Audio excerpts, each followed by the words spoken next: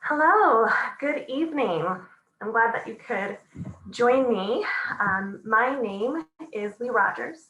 I'm a therapist with Shalom Austin Jewish Family Service, and I'm glad that I can be here with you for redefining normal in the time of COVID-19. Our year looks very different than it did at the beginning, and the way that we interact, react, feel about each other, ourselves, our decision making, so much of that has been rattled up in all of those changes. And so today we're going to look a little more closely about what those changes are and what we can do about them. There are three main goals today, ultimately. Firstly, we just want to understand the impact that COVID-19 is having on our minds and our bodies. Then sort of look at redefining a few of the areas where people tend to be particularly judgmental with themselves: creativity, productivity, procrastination, and then learn how to cope with it all. I am a big believer that you need to know what is going on, why it's happening before you can truly address it. You can toss out all the coping mechanisms and healthy life skills all you want, but if you're not really sure what you're targeting, that can be a little tricky and feel futile at times. So ultimately, it's taking this wealth of knowledge, a deeper understanding, and finding some increased compassion for yourself and increased compassion for others as well. And we do have a Q&A box. Please, at any point in time, if you think of a question, just go ahead and plop it in there. And at the end, I have some time saved so that I can address some of those for whatever your questions or queries may be. So first, we're going to talk about trauma in the brain and your body. When I say trauma, a lot of people kind of shy back from that because they think of what we would call capital T traumas: war veterans, childhood abuse, natural disasters, which are highly traumatic events. But I want to widen up that scope for you. Trauma is essentially a shocking, highly emotional event that interrupts your ability to live and cope normally, whatever that looks like for you. It's something that messes with your sense of safety in the world. And living during a pandemic, a worldwide health crisis, that definitely messes with your sense of safety. And I always think of your brain on trauma. It's kind of like your brain on trauma. It always makes me think of the commercial from the 90s. This is your brain. This is your brain on drugs. Well, this is your brain. This is your brain and body on trauma. So let's talk about your brain first. There are actual changes in brain function when trauma is happening, right? And trauma looks like a lot of different things, messes with your sense of safety in the world, makes it difficult to cope or act normally like you did before. So a few parts of the brain are really highly impacted. So we have our prefrontal cortex, and that is our thinking center. That is keeping track of facts, our eloquence, coming up with realistic goals, moving forward with them. Big part of your brain, right? Super important. But that part of your brain is underactive from where it was before. And then we have the anterior cingulate cortex, and that is our emotion regulation center, which is also underactive. And a big part of that emotion regulation center, the ACC, is impulse control, also empathy, and it has a big effect on goal setting as well. So these two really important parts of our brains that help us achieve things, be realistic, not make impulsive decisions, deactivated right now. And instead, in that brain space, we have our amygdala, the fear center, that reptilian brain, popping out like fireworks. It is overactive. All the space that has been left open from those different parts of our brain, the amygdala has just taken over. It is on override survival mode. And the amygdala is also an information processing center. So when you think of that, the amygdala is taking in information and saying, is this a threat? And so when there is something scary, something aggravating or aggressive around us, that's when our brain cues in and says, oh, this is a threat. Let's react differently now. And so override happens. Do we need to know about that thing from last week? Do we care about impulsivity as much as before? Well, your trauma brain says, no, I care about survival. So it's looking a lot different. Speaking eloquently, remembering what you were looking for when you went into the kitchen, keeping track of your to-do list for the day. Those things aren't top priority for your brain in trauma in survival mode. And that looks like forgetfulness, definitely some increased anxiety and depression, that foggy brain feeling where you can't quite get your words just right there, or you're in the middle of a sentence and halfway through have no idea what point you were trying to get across. That is the neurobiology of trauma. But it's also affecting our bodies. And so there's the parasympathetic and sympathetic nervous systems. This sympathetic nervous system, that is our fight, flight, response, survival mode.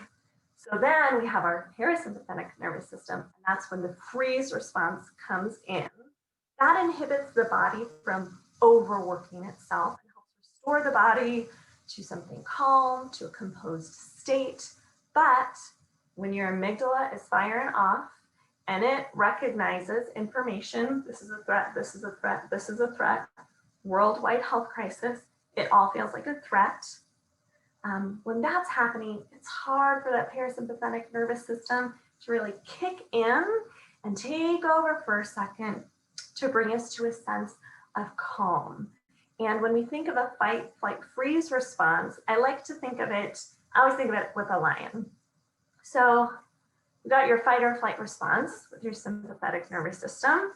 You get information in, your brain recognizes this is a lion, this is a threat, they're dangerous, and it can hurt me.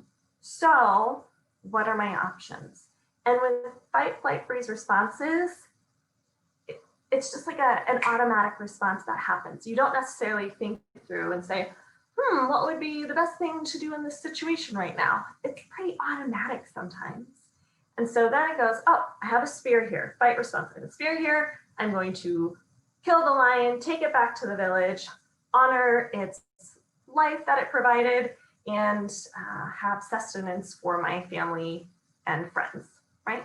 Or there's the flight response of, it's looking the other way, this is a threat, I can't do this, this is too dangerous, and I'm gonna run in the other direction so it can't see me, maybe hide behind something.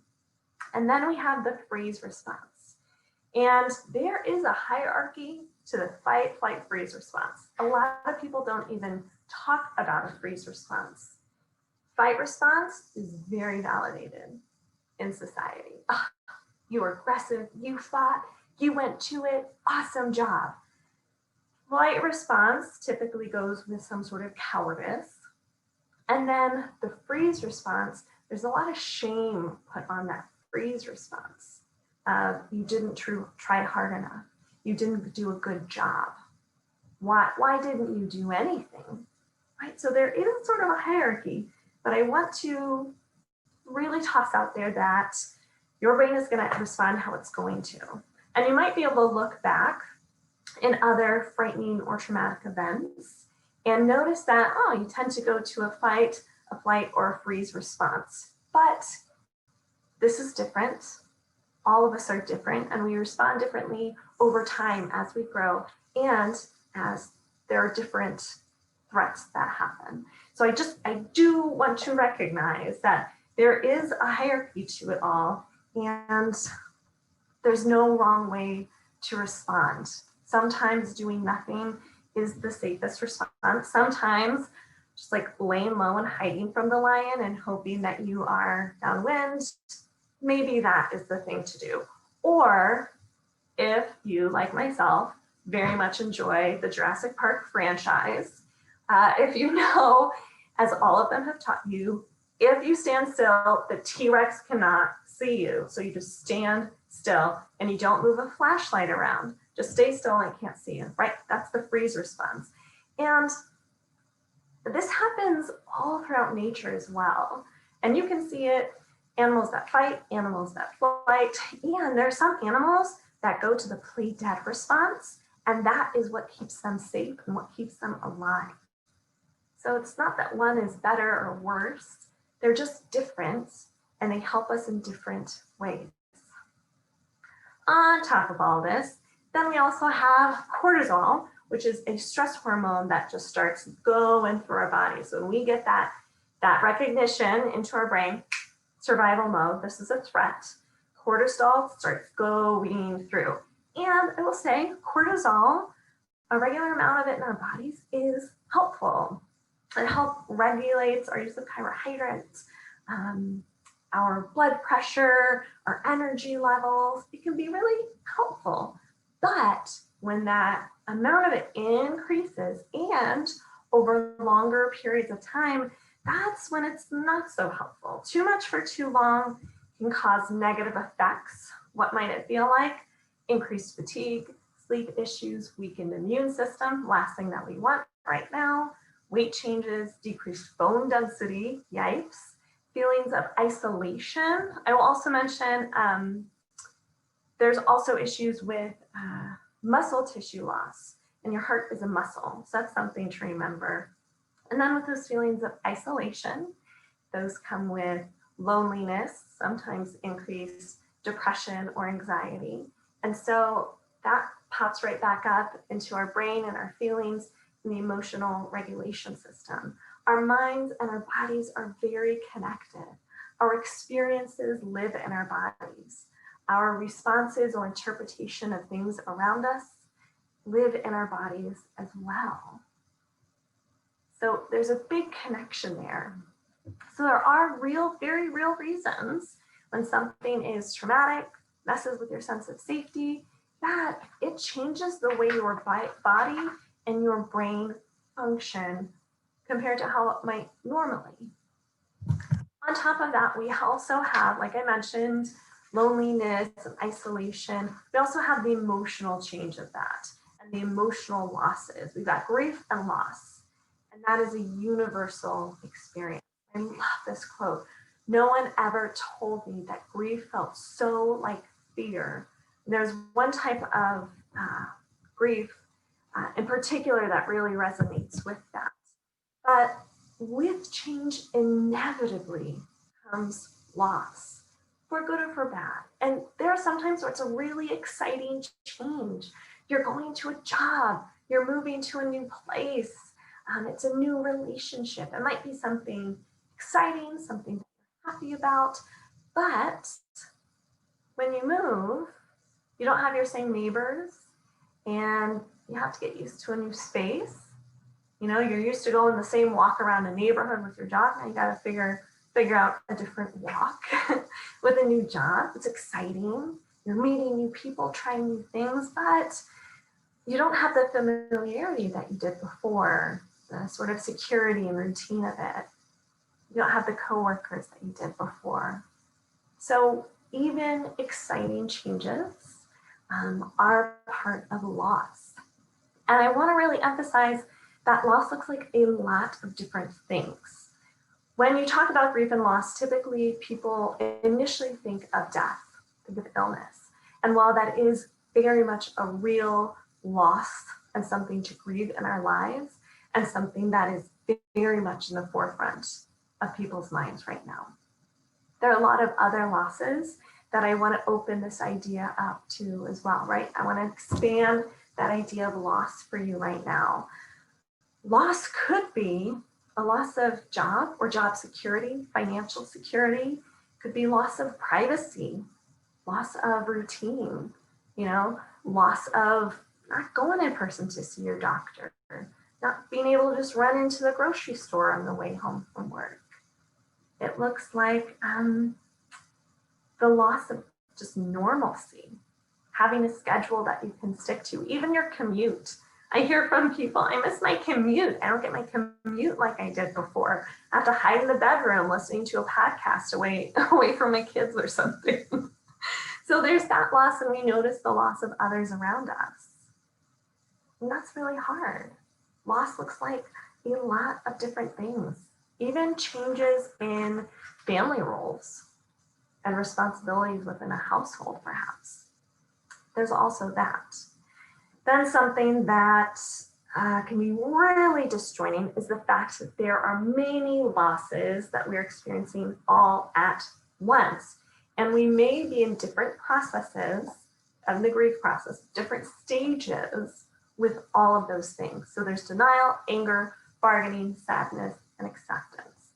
So maybe you are in denial about the fact that things aren't going back to normal, because realistically, things are not going to be how they were before. Anything, something big in our life happens, it's not quite the same as before. And this is something big that's happening worldwide. Things aren't going to be that way. So that maybe you're in denial of the fact that things aren't going back to normal. You are really angry that your job role has changed. You're in a bargaining place of like, maybe if I stay home for X amount of days, then I can go on that vacation or visit my family, right? You're really sad that you don't get to have your wedding and everyone there. And then maybe there's some acceptance around the fact that Zoom is your best friend for connecting, you know? So there are all of these different losses, and they're all in different parts, different stages of grieving. And so all of them come into our system. And like I said, it can be really overwhelming, really disorienting, confusing at times. And there are also different types of grief. And so I want to kind of go over some of them because it can be helpful when you're noticing a feeling. I'm a big believer, name it to tame it. Once we know what it is, we can do something about it, right? So hopefully you can use these to kind of identify different losses that you're having, perhaps. So there is communal or collective grief. Right now, we're having a very unprecedented, I think we all miss having precedented time, but this is communal within your family system, your work, your spiritual community, the country, the world, a grief that we're all experiencing, and it's all to different levels. And everyone might be coming from a different culture or view, but we're all sort of going through the same stuff. We have our disenfranchised grief. And I see this come up a lot with high schoolers and like high school seniors, especially in the spring and coming up, thinking about graduation this coming spring in 2021, where it's like, oh, I really miss my senior prom, right? I'm really upset that I don't get to go to my graduation. And an adult or a caregiver in that person's life, meaning well, may say something like, oh, you know, you won't even miss prom. You won't even think about it 20 years later. Or I didn't go to graduation, or I wish my parents didn't make me go to graduation. And while you mean the best to help someone, it can come off as really invalidating. And when someone is sharing their hurt with you, I think one of the best things that you can do is validate that and be there for someone. It's the difference between being and doing. Sometimes we do. And when we see someone hurting in our lives, we want to do something to make it better. But sometimes just the act of being with someone is the action that can be most meaningful. We also have complicated grief, where everything is bouncing all over the place, and it's hard to not tease out what's where. Cumulative grief, that's a tricky one. So cumulative grief is where it's just one thing after the other. And so just your car trouble is one thing, but then job, and then your coworker, and then your health. And you know, like I'm sure you're thinking of all of the losses or troubles you've had, just adds up. And I think of it, you know, it's like one paper cut is manageable. It stings at first, but it's manageable. But hundreds of paper cuts all over your body is a very different thing. And cumulative grief is sort of like paper cuts all over your body. And then one of the ones that I think people really struggle with, sometimes the most, but aren't sure how to identify it, is anticipatory grief. And that is not knowing what's next, what's happening next. Don't even know what I'm going to be grieving next. It comes from a place of fear, of dread. I heard it said the other day, dread is the fear that nothing will change tomorrow. Nothing will have changed. And that really sticks with people a lot, I find. That anticipation, goodness, I'm kind of like, waiting for the shoe to drop, but like all the shoes you have at home have already dropped. And so you're just waiting whose shoe is going to drop when and what does it look like. So that one's a really hard one. And then people talk about the 6th stage of grief as well, finding meaning. And I've definitely talked to people who are in their grief, and I talk about finding meaning, and I get a big eye roll from them. And you may be having that now, and that's okay. But if you can find some sort of meaning in the change, that is what you can hold on to, and that is what can bring some healing. So maybe you can find some gratitude or appreciation for a little bit slower pace.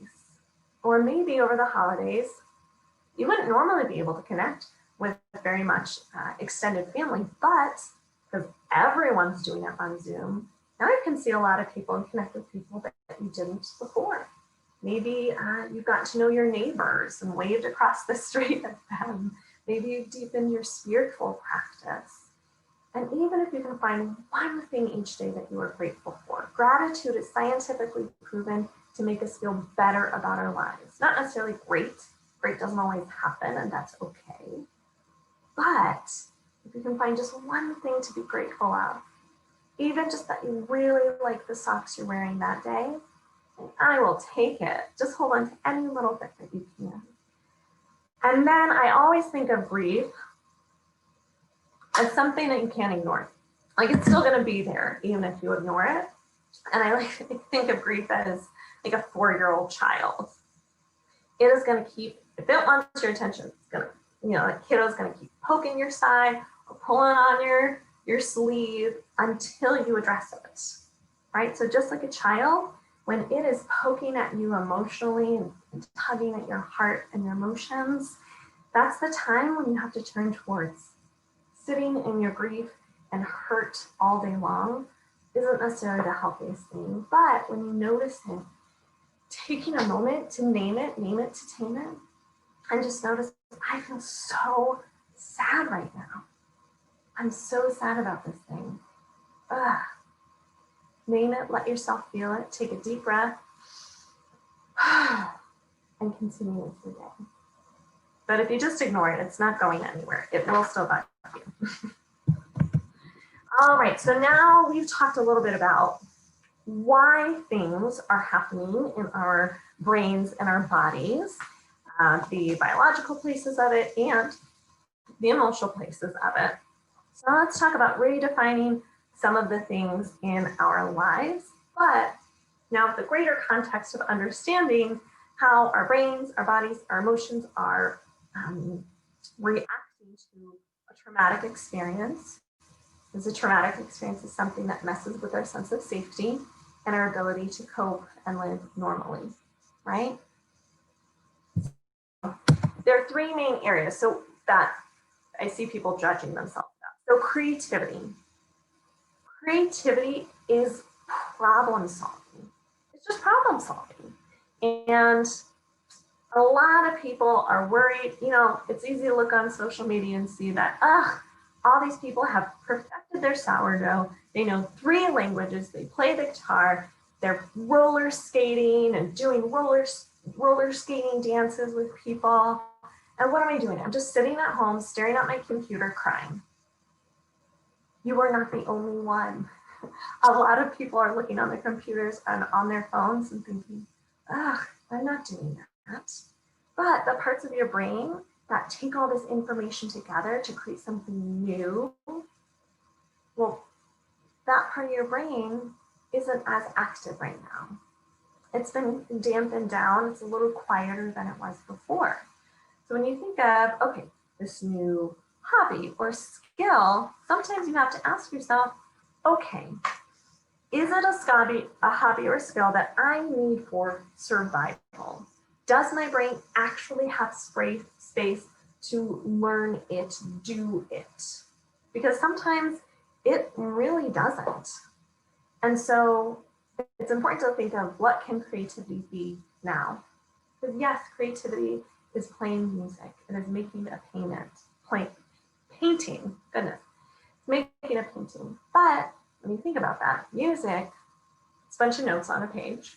So you have to get out your given instrument and learn all the notes on the page and make them go on your guitar and sound nice. There are a lot of steps. It's problem solving. So what does problem solving now look like? Okay, well, problem solving is, how do I get my groceries safely? Problem solving is restructuring your schedule and schedule of other household members, perhaps, so that it works, so everyone can have privacy or internet access when they need to have it. Creativity is learning how to manage a lot of different roles.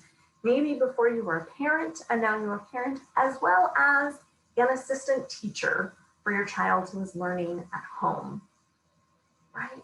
Maybe you are in a place of isolation. Your creativity is learning how to use Zoom, whether you are calling into it if you don't have internet access, or you are watching it like you might be watching it now. Those things are problem solving. That's a new act of creativity. Finding new ways to exercise and get groceries safely and connect others. That's problem solving. So here's the mental shift on that one. Creativity looks different now, and surviving a pandemic is inherently creative. It's inherently creative. Because our minds are responding differently. Our bodies are. So why wouldn't anything else be different too?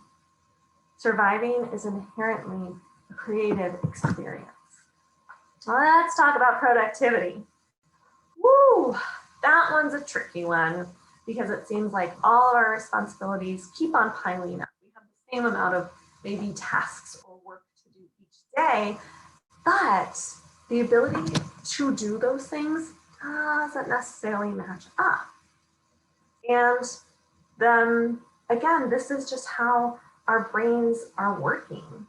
When our sympathetic nervous system, when our amygdala, when the cortisol is just go, go, go, go, go, go, go, it doesn't leave a lot of space to slow down for the parasympathetic nervous system, that rest and digest, to come in so that we can take a moment and really figure out what needs to do. But I think one of the best things to do is just ask yourself a couple of questions. What is my 100% today? Because your 100% today is different than it was yesterday, and it's going to be different than it is tomorrow, right? Your best on 4 hours of sleep is going to be different than your best on 8 hours of sleep. And that is okay. That is normal. And that's okay if you're responding differently each day. If you weren't, I would be very surprised and potentially concerned. So, maybe you're feeling stuck on your to-do list or something like that. And I encourage you to look at what's my 100%, what has to get done today? Because if we look at all of the things that have to get done, that need to be accomplished, not necessarily all of them need to be accomplished that day. It can be really helpful to write out your to-do list, all the things that you need to do, waking up, drinking coffee or tea or water, taking a rest. I think those are 3 awesome things to do. But also maybe go through that list and highlight what actually has to get done that day and let the rest of it go. If it gets done, cool. And if it doesn't, that's also okay. That's how our brains are responding. And I'm a big believer that you do your best every day. Do your best every day, recognizing that your best looks different every day. And that's okay. So the things that you're supposed to be doing and your ability to do them might look a little different, but it's important to provide yourself some grace and kindness around that. and recognize that the overachiever, maybe in some of you, is just needs to be a little quiet right now. Maybe that's not its best at its best right now. So mental shift around productivity. I'm not behind or unproductive. I'm doing as much as my mind and body are allowing me to do under perpetual stress. That's our little shift there. And then procrastination. This, I think, more than any of them, sometimes this is what I'm hearing about procrastination. Procrastinating. And a note on the word should, because what I often hear is, I should be doing this. I'm just procrastinating. I should be doing this. I should be doing that. But should has a lot of judgment attached to it, and it's very vague. Why should you be doing a thing? I should be doing the laundry today. Well, why should you? I need to do the laundry today so I have clean clothes tomorrow. Oh, okay. I really should go outside and take a walk. Why? It would be helpful for me to go outside and take a walk because after I do, I feel better about myself. All right, I should be making dinner. Why? I need to make dinner so that I can help feed myself and provide sustenance to my body. Okay, there we go. I encourage you to think about that word should, and when it pops up for you in your life, and take a moment to just notice it. Just notice it and see if you can maybe be a little more specific and kind with yourself about that. Also, kind of like other things aren't super high, like learning to roller skate isn't necessarily high priority in your brain when it's experiencing trauma. Similarly, some deadlines or things on a priority list aren't necessarily high on the priority list either. Some deadlines aren't. And I encourage everyone, and especially those employing others, to understand what's going on, provide a little cushion around things as you can. Do things have to get done sometimes? Yes. Yes, they do. And so it's about doing our best every day, recognizing that it looks different every day, right? And doing our best with that.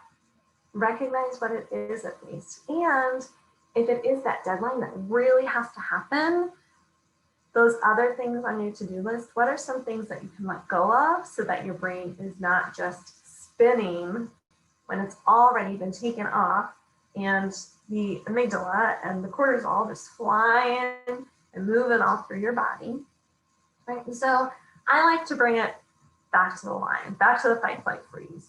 So what does procrastination really look like? This is how I like to define it. So maybe it's fight. And that fight response, I'm sure you've seen all of those things with co-parents, with children, with friends, with coworkers. Fight response, I'm going to do everything on my to-do list. And even more than that, I'm not going to take one break all day. So I'm not going to rest or eat or drink water. I'm just going to do all of the things, power through. And then afterwards, feeling completely depleted and having nothing left, right? You just had to do a lot of fighting the lion. Don't have a whole lot of energy after that. Or it's that flight response, finding any excuse to avoid doing a task that seems difficult or unpleasant. When you know something is going to bring you anxiety or discomfort in a way, it is hard to sit with anxiety. It is hard to say, oh, hello, anxiety. Come on in. Let's hang out for a second and work on this deadline or this project or this schoolwork. No one really wants to hang out with anxiety necessarily, not inviting it over for chips and guacamole. But that's the kind of flight response of, I can't right now. It's something scary. It's a lion. I don't want to interact with that. I'm going away now. And then we have the freeze response. And I am sure everyone has had that at some point in time. So you have to write an email or finish something and you're just staring at the computer and you cannot seem to get your hands and your fingers to move to the keyboard and even type hello, period. like it seems like the most laborious task. It's just like, you can't seem to do it. That's a freeze response where your body is just saying, nope, shut down, not right now. And these are very normal things that are happening. This is how these responses for the sympathetic and parasympathetic nervous system are showing up in our everyday life, right? This is like the real talk moment. It's not just this nerdy thing that I talk about. It's this real life thing that affects us all. So here's the mental shifts now. I am not procrastinating. I'm having a neurobiological response that is inhibiting my mind and my body from functioning the way it did before, maybe the way it did yesterday. So that's the little shift with that one. So let's talk about what we do with all of that, right? It's all good and fine to have some deeper understanding, and very important to have some deeper understanding about what is happening, why it is happening, what it looks like in an everyday situation. But then, what do you do about it? So I want to look at some stuff now that you can do about it. So there are 3 ways I want to address self-care today: as a practice, as kindness, and towards the world. If you have seen me in any webinar or any training or talk, you've probably heard me talk about self-care as a practice, not an indulgence. I love, love, love to talk about self-care. I could do it all day long. I'm not doing that right now, don't worry. But I always say self-care is a practice rather than an indulgence. When people hear self-care, they think of, having a glass of wine with a friend, eating that piece of cake, taking a long bubble bath, reading a book that you really like. And while those things are great, it shouldn't be the thing you always go to.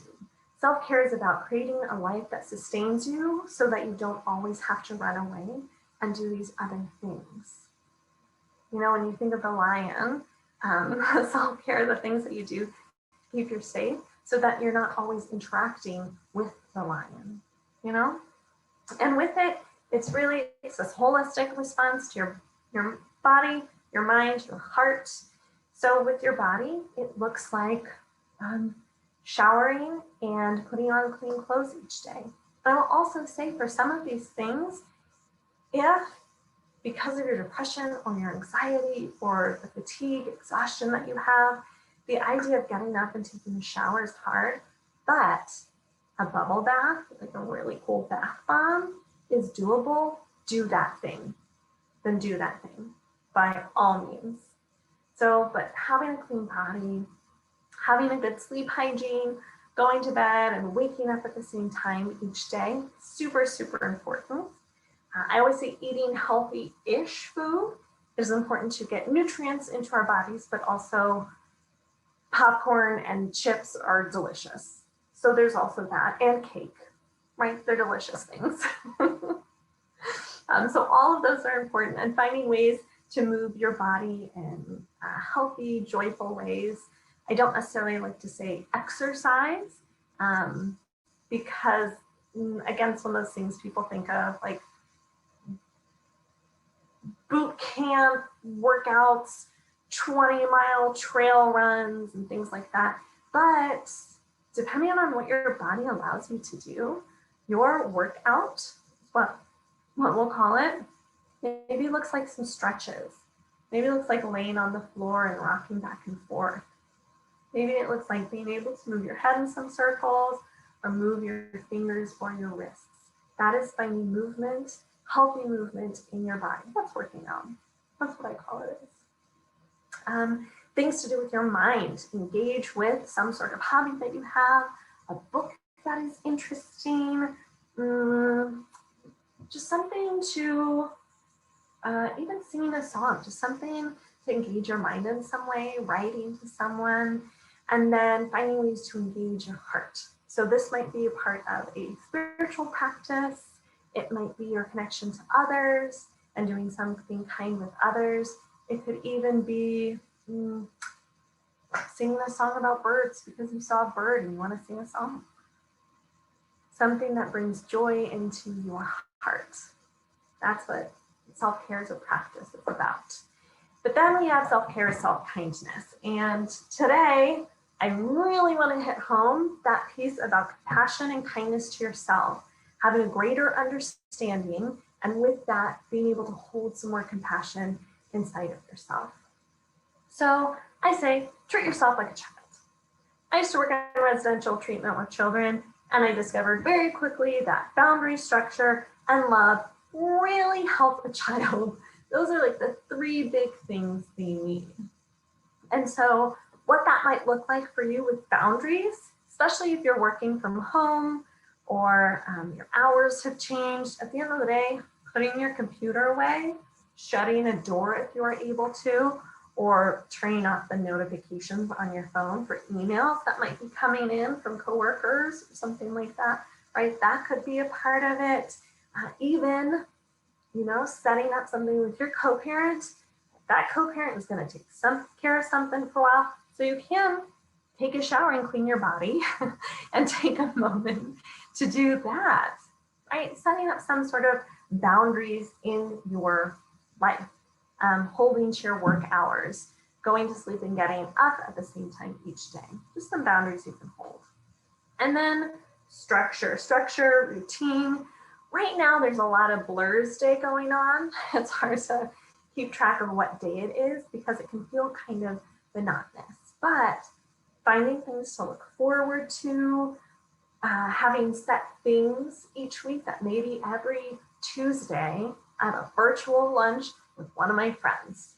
And I know that every Tuesday I'm going to do that thing, something to look forward to, something to add some structure for yourself. I think keeping a calendar can be really helpful, marking off days. And then here's an idea. I love this. Create a sticker chart for yourself. It's something that you would do for children to keep track of if you brushed your teeth, if you read your book that day, whatever task you're concerned about your child doing. But you can make it for yourself too. Things that you accomplish, stuff that you want to get done in the day, stuff that is important that you have to get done in the day, brushing your teeth, taking a shower, but also maybe like going on a walk, looking at the stars. Make a sticker chart for yourself. Put out the lines, get some stickers you really like from the store. And it is amazing. I know a lot of adults who do this. It's amazing what it can do to put yourself in a child's mind and be so kind to yourself as you would. And then providing love to yourself. Love could look like singing, dancing, journaling. And journaling, again, I want to widen the scope. Journaling could look like writing out your thoughts and feelings throughout the day, kind of a Dear Diary situation. But it could be a list of things that happen, a list of things that you're grateful for. It could be a drawing. It could be that you open up a notebook and you take a pen and you just like scrawl on it, throw the pen down, shut the book, put it to the side, and that is your journal for the day. Journaling is really just a way to take some time and reflect. Love is about bringing some joy to your life, finding ways to giggle or interact with people, and feel that care for others and from others. And then self-care is world care. I think of it this way. If you are not at your best self, you cannot be the best for others. And it looks different every day. And that's okay. But, and they talk a lot about this with mental health professionals, that sort of a moral imperative to take care of yourself. Because if you're not at your best self, if you're not in an okay place, you can't really serve those seeking services. But it's almost like a mask even. When you put on a mask, it's not so much about protecting you from other people. It's about keeping your own germs in so that you aren't harmful to others. It's about when you are grateful, sending some gratitude and kindness into the world. Maybe you do a loving kindness meditation where you extend love from yourself to someone you love, maybe a stranger, someone that you don't like so much, extending love to the world. Something like that can also be really helpful and meaningful. So there's self-care, but We also need to work on completing the stress cycle. So when we have, when we have all these pop-ups, okay, there is a threat, amygdala, cortisol, everything's happening, bringing it on down. It helps to have some sort of tip to your brain, to your body, that we have found some safety. The parasympathetic nervous system, that rest and digest, can come up. And these are some of the best ways to do it, science has shown. Move your body. It's a great part of self-care, but also move your body. And again, that might be running, that might be CrossFit, that might be rock climbing. It also means laying around and rocking on the floor, rocking in a chair. It also looks having a dance party. Pick a song that you really love, get on a video chat with a friend, you can both have a dance party. Even just like getting your wiggles out, taking a chance to just wiggle your body for a few moments, right? That's one of the great things that you can do to shake out the stress and the cortisol from your body. Breathing, take a deep breath, even a few deep breaths in through your nose and out through your mouth is a really great signal. And the big part is the exhale. For whatever reason, when people are upset or they are crying, they hold their breath, right? It's that exhale. For some reason, we can pull so much air into our bodies, but it's the exhale that really releases for us. We have to pull it in and then let it out. But taking a few deep breaths, even each day, just taking a few deep breaths can have a really incredible effect. Positive interactions. And this doesn't just mean that you have to have a conversation with someone you know. A positive interaction could be smiling and waving to someone when you're on a walk that you see across the street from a neighbor. It could be just noticing, cool shoes, or I really like your mask. It can be something really simple. It doesn't have to be this big interaction with someone that you've known forever. It can just be some little positive touch with another person. Laughter, right? That's that exhale. We exhale in that, but it can't just be the fill the time nervous laughter. It needs to be like full body laughter.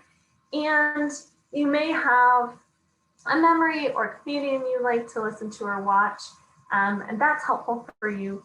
But also, this may sound silly, you can look up videos of babies laughing on YouTube, and it's like watching someone yawn, and it's contagious. When you see a little baby so full of joy laughing, it's really hard to not laugh with them. And so that's a way to maybe have some laughter.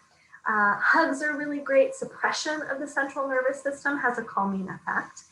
And if you don't have someone around to hug you, and not just hug and move, but really hold you for a moment, and you're not leaning on each other, you have your own body, but you are receiving that. And if that's not an option for you or a safe thing for you to have, you can always take a blanket and wrap it really tightly around yourself, and maybe even, put your legs up and wrap yourself in it, put yourself in a corner. That still has the same kind of effect. And then crying, just a big old cry has such a strong release. And something that's really cool about crying is it releases cortisol from the body. Scientists have actually found traces of cortisol in our tears. Crying is a way to release what can be a dangerous stress hormone in our body, relieving it from ourselves, which is so incredible. The body has found a way to help you out. And so if you feel tears coming, I highly recommend that you let the tears come. So then here's the tricky thing. Things keep changing. That is inevitable in our lives. Change is the constant. With change comes loss. And so these things that happen in our life, things like creativity, productivity, procrastination, our relationships, how we feel about ourselves, we have to continue to redefine these things as well as we move through time. We have to move through that as well. and keep redefining what does it mean for me right now. So I do, before we do some Q&A action, I do also want to give a little bit of information if you don't know much about JFS, some of the resources that we have for the community at large. So we do have therapeutic services and support groups. We also have a food pantry, emergency financial assistance. We do a lot of outreach to older adults, which also provides a lot of volunteer opportunities. That can be a lot of fun. And then we also have education, webinars, training, and consultation for mental health, diversity, LGBTIQ inclusion, mindfulness practices, coping with stress, working from home, multidisciplinary teams, you name it. One of us have probably had some experience with it or can point you into the right direction. For our support groups, we have Wellness with a Disability and Mood and Mindfulness. For our mindfulness practices, we have just taken a break for the rest of the year for Mindfulness Mondays, which is a weekly mindfulness practice for adults, but we still have Here and Now, which is a live meditation practice for children every Wednesday at 4. And that is on the Shalom Austin Facebook page. Has closed captioning, and all of the videos and Mindfulness Monday videos are available to watch at any time on the Shalom Austin Facebook page. So you can find those, and you don't just have to wait to a certain time to engage in mindfulness with yourself or with a child. And then this is the last of a whole series of webinars that we've done this fall. So we also have COVID-19 in your new workplace. It really speaks to some of the changes in boundaries and dynamics of working from home and moving back into working in person, if that's what's going on. So it has a lot of really great information about that and some coping mechanisms around that. And then breaking out of isolation, which was just a few weeks ago. And that talks definitely a lot about if you're in an isolated place, what kind of effects does it have? And then looking at a whole lot of ideas of how to connect with others, whether you need to stay in your home or in a living facility that you are in, or you have the capability of going outside, or depending what your comfort level is. So there's a lot of great information in there as well. And then some past webinars that we've done for mental health issues, and all of that is available on the Shalom Austin YouTube channel. And then if you have any interest in getting to know us more, learning about our services, you can always check out our Facebook page and email us at jfs@shalomaustin.org. We would love to connect with you more deeply and hear from you and what's going on. So now I want to take some time for a little bit of Q&A. And I always say with Q&A, it is Q&A, but it's also question and response. Question and that's a good question. Question and let me think about that more. Question and let's find out together. I'll look it up. I just always like to say I'm not the end all be all of all information, but the information I do have, I definitely want to share with you. So let me check this out and see. I don't have any questions listed in here. I'll give it just a moment. If you have something, you can take a moment and put it in the Q&A box.